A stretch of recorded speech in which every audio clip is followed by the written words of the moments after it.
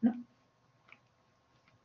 Sean bienvenidos a, a este encuentro en el marco de la unidad 6. Acá ya nos vamos a referir a las competencias y atribuciones del Poder Ejecutivo.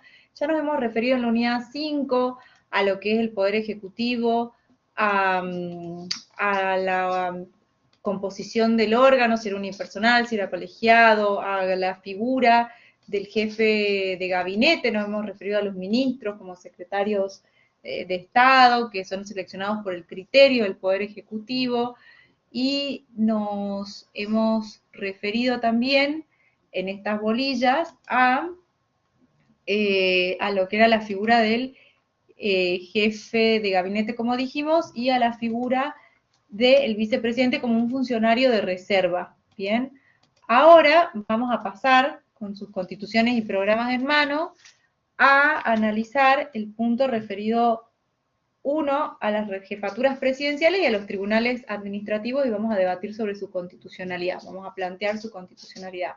Entonces, cuando hablamos de las jefaturas presidenciales, es que esa fortaleza y ese liderazgo del Poder Ejecutivo se manifiesta precisamente a través de esas jefaturas. Exactamente, que lo encontramos en el artículo 99 de la Constitución Nacional, en el cual nos dice que tenemos, que el titular del Poder Ejecutivo tiene 4 jefaturas. El jefe de Estado, jefe de gobierno, jefe de la administración y comandante en jefe de las Fuerzas Armadas. Cuando hablamos de que es jefe de Estado, es porque es el jefe supremo de la nación. Bien. Y es el único que puede representar al Estado como persona jurídica, ya sea en sus relaciones internas, o sea, dentro del país, o en sus relaciones internacionales con países extranjeros u organismos internacionales. Pero no debe entenderse que es superior a los otros poderes. Eso es muy importante.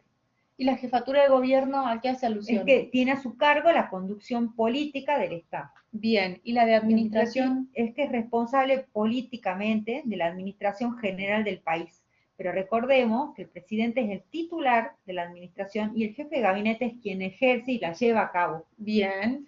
Y en cuanto a la jefatura de las Fuerzas Armadas, ¿él qué organiza, qué dispone? Él tiene a su cargo, ¿no?, los poderes militares de mando y organización de las Fuerzas Armadas, es decir, que dispone, maneja tropas, elementos bélicos, etcétera.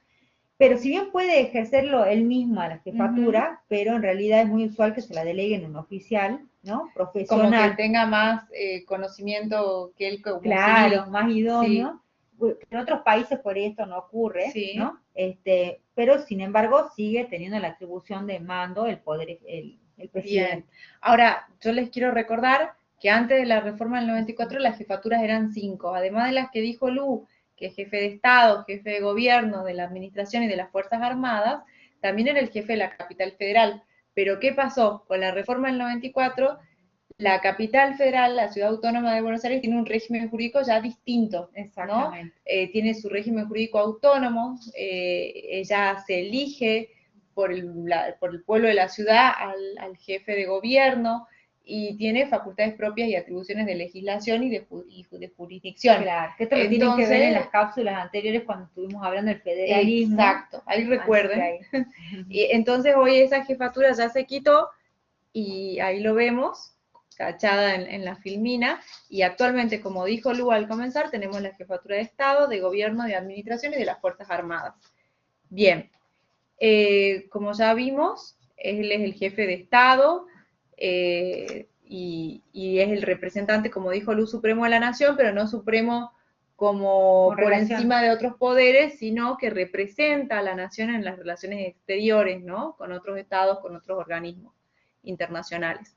Era el jefe de gobierno porque en un sentido estricto es el órgano ejecutivo de la función de gobierno, impulsa al gobierno. La conducción política del Estado. Claro, además era el jefe de la administración, pero lo tenemos, como dijo Lu, que leer en forma conjunta con el 100 inciso 1, y tenemos que tener en cuenta que la titularidad de la administración la reserva el Poder Ejecutivo y el jefe de gabinete de ministros tiene el ejercicio.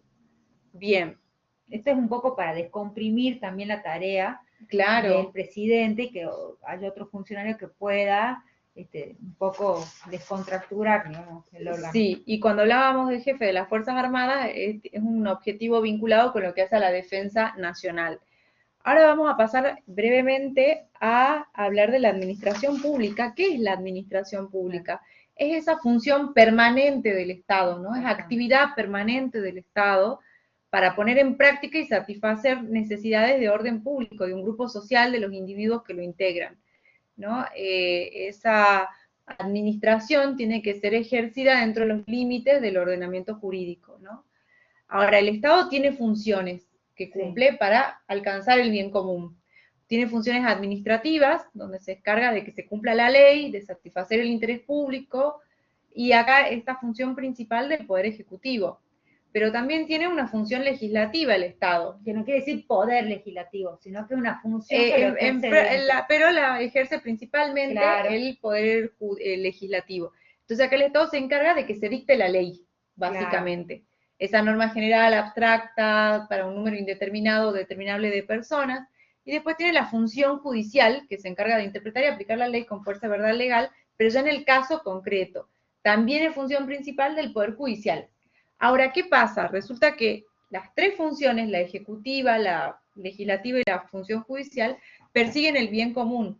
Y aunque cada órgano tiene una función particularmente y específicamente asignada, también puede un órgano realizar funciones de los otros órganos. Claro, dentro de su propio órgano. Claro, por ejemplo, el poder legislativo, el órgano legislativo puede participar de una función legislativa, o sea, el órgano legislativo, su función principal es la legislativa, perdón, pero puede participar de una función administrativa cuando, por ejemplo, efectúa contrataciones en el ámbito del poder legislativo. Claro. Voy a contratar el servicio de limpieza, voy a contratar la parte de librería, entonces ahí ejerzo función administrativa.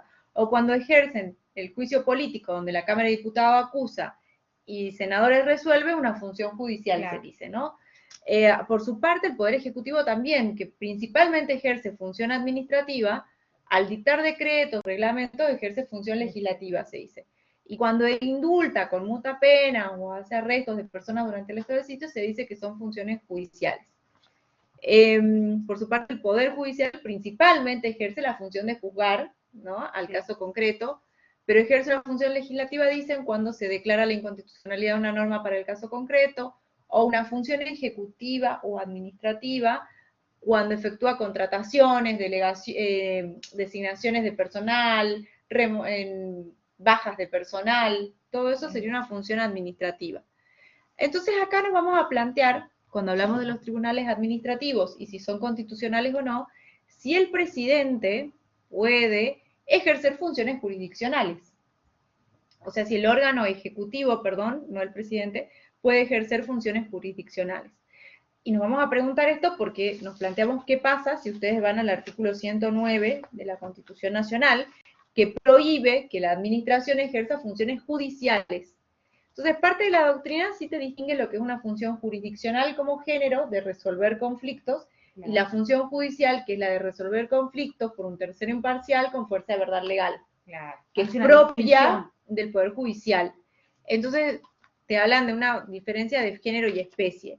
Entonces, cabe adelantar acá que la Corte Suprema de Justicia de la Nación ha admitido la constitucionalidad de estos tribunales jurisdiccionales siempre que exista una revisión judicial suficiente por parte del Poder Judicial. Entonces, esto lo vamos a poner en hechos con el caso Fernández Arias Compoggio, que después lo vamos a tratar también en los webinarios. Acá, ¿qué pasó?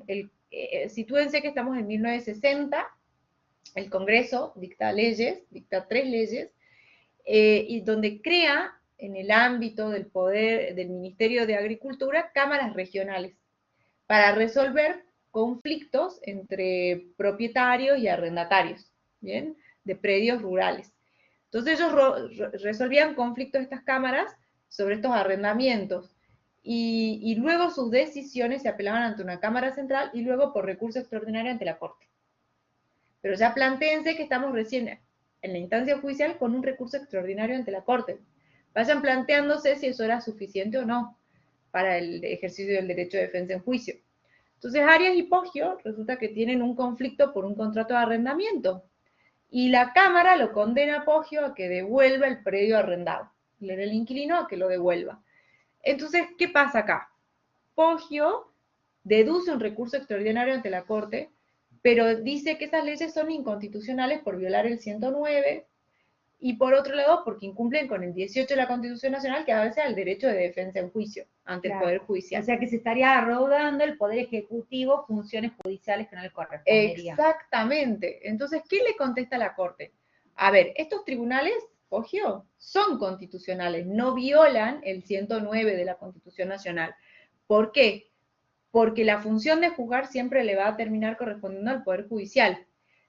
Pero estos tribunales administrativos, que son tribunales que están especializados, que conocen en una materia, son constitucionales, ¿bien? Siempre que hayan sido creados por ley y siempre que tengan un control judicial posterior suficiente, Claro. ¿bien? Que no se ve satisfecho con interponer un recurso extraordinario federal, que no te va a tratar cuestiones de prueba y hecho. Entonces te quedas corto en el ejercicio de tu derecho de defensa. Entonces, lo que sí se declaran acá son inconstitucionales estas tres leyes, porque la defensa en juicio debía ser más amplia. ¿Pero van a ser constitucionales estos tribunales? Sí, siempre y cuando ese control judicial sobre esas decisiones de un órgano administrativo sean revisadas de forma suficiente ante el Poder Judicial.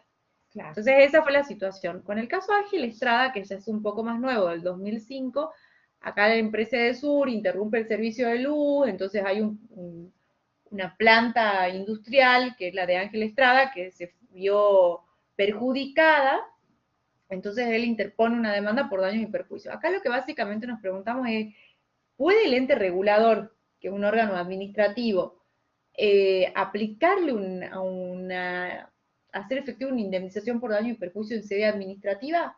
Y ahí la Corte te responde que no, porque, a ver, Edesur sí va a poder ser demandada por los daños y perjuicios, pero eso lo va a tener que resolver el Poder Judicial.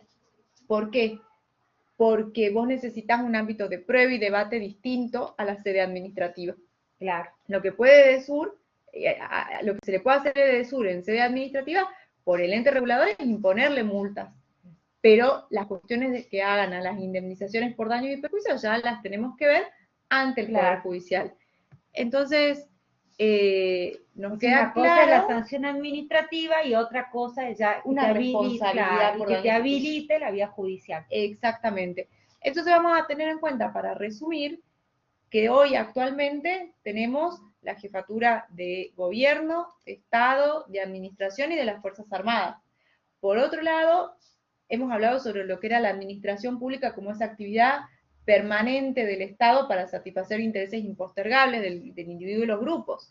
Y por otro lado, nos tiene que quedar muy claro que los tribunales administrativos son constitucionales siempre y cuando ese control judicial posterior sea suficiente ante el Poder Judicial. Y lo garantice. Bien, así que bueno, esperamos que esta cápsula les haya resultado de utilidad y los esperamos en la próxima para hablar ya de atribuciones de carácter ejecutivo. Gracias.